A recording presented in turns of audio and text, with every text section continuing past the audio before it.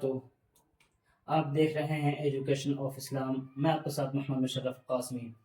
کل ہم نے پڑھا تھا کہ کن چیزوں کو پاک کرنا ضروری ہے، اور مسلمان کے لیے یا ہر انسان کے لیے پاکی حاصل کرنے کے لیے یا پھر الطہارۃ نصف الایمان والی جو حدیث ہے اس پر عمل کرنے کے لیے کن چیزوں کا پاک کرنا ضروری ہے.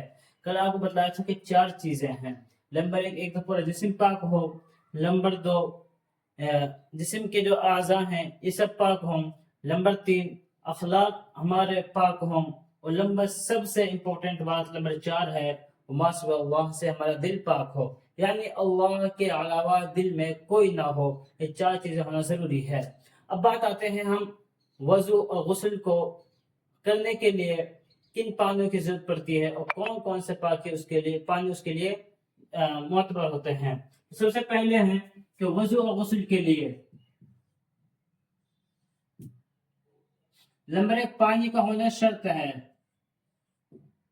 اب پانی کی کئی قسمیں ہو سکتی ہیں، تو سب سے آسان بات سمجھنے کے لیے ہے کہ پانی کی صفت باقی ہو، رنگ باقی ہو، اس کا رنگ تبدیل نہ ہوا ہو. نمبر 2 مزہ باقی ہو اور اس کی بو باقی ہو. یہ 3 چیزیں ہیں. اگر ان میں سے 2 چیزیں پائی گئی تو پانی پاک ہے، اور اگر 2 چیزیں نہیں پائی گئی بلکہ 2 چیزیں ختم ہو گئی، صرف ایک چیز پائی جا رہی ہے. مثال کے طور پر ہم نے دیکھا کہ نہر کا پانی ہے لیکن اس کا رنگ اور اس کا مزہ بدلا ہوا ہے، تو وہ پانی پاک نہیں ہے، ناپاک ہے. اس سے ہم وضو اور غسل نہیں کر سکتے. ہم نے دیکھا کہ نہر کا پانی کا رنگ تو بدلا ہوا ہے، لگ تو رہا ہے جیسے کالا پانی ہے، لیکن اٹھا کر دیکھتے ہیں تو نہ اس میں بو ہے نہ اس کا مزہ بدلا ہوا، بالکل پانی کی طرح ہے. تو پھر اس سے وضو اور غسل کرنا جائز ہے.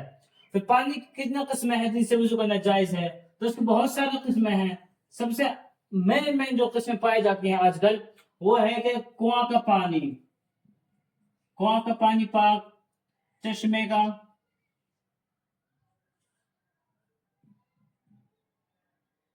کا پانی پاک ہے، دریا کا، سمندر کا،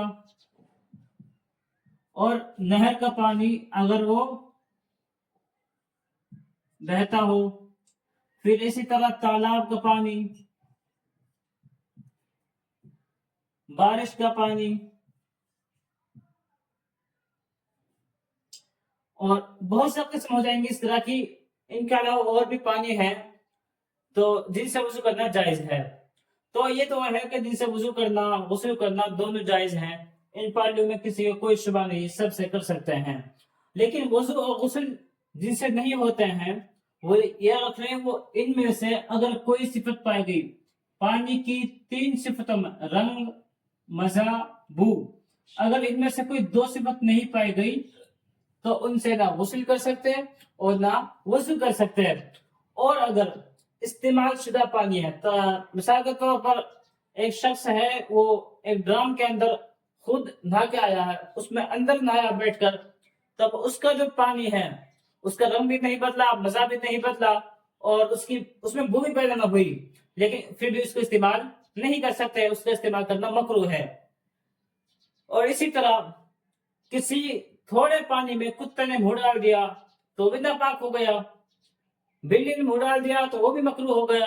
اسی طرح گدھا ہے، خچر ہے، ایسے 2 جانور کہ جن کی لعاب جو ناپاک ہوتی ہے وہ اگر اس میں ڈال دیں، اب پانی پی لیں تو پھر ان کا لعاب سے وہ ناپاک ہو جاتا ہے، پھر اس سے وضو اور غسل نہیں کر سکتے.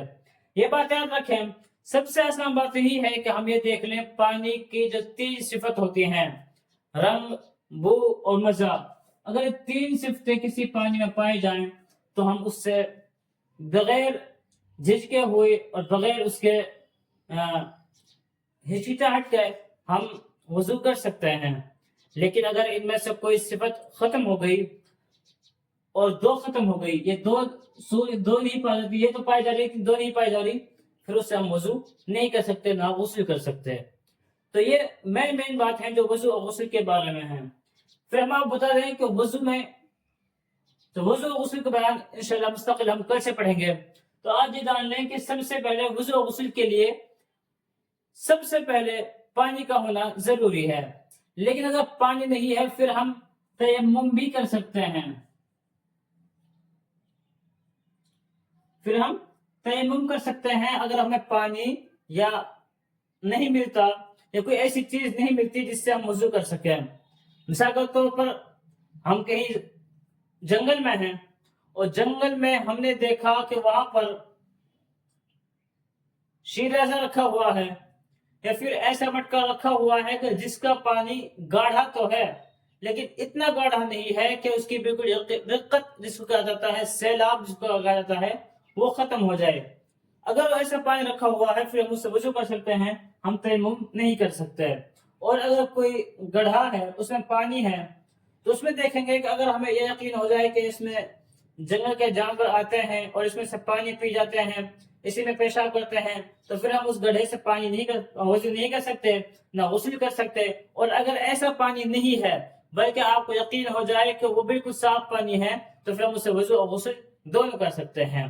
तो आप सीधी बात याद रखें कि वजू और गुस्ल के लिए पानी के इन तीनों चीजों का पाया जाना जरूरी है। उसकी रंग भी हो, मजा भी हो, बू भी हो।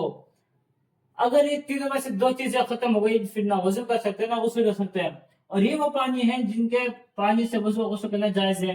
कुआं का है, चश्मे का है, दरिया का, समंदर का, नहर का, तालाब का, बारिश का, और बहुत सारा पानी है जिनसे वजू करना जायज है। और अगर पानी ना मिले फिर तयम्मुम हम कर सकते हैं। और तयम्मुम के लिए वही चीजें हैं जो हम मुस्तकिल आपको बताएंगे इंशाल्लाह कि तयम्मुम कितनी फर्ज है तयम्मुम के अंदर, और वजू का कितने फर्ज है, गुस्ल के अंदर कितने फर्ज है।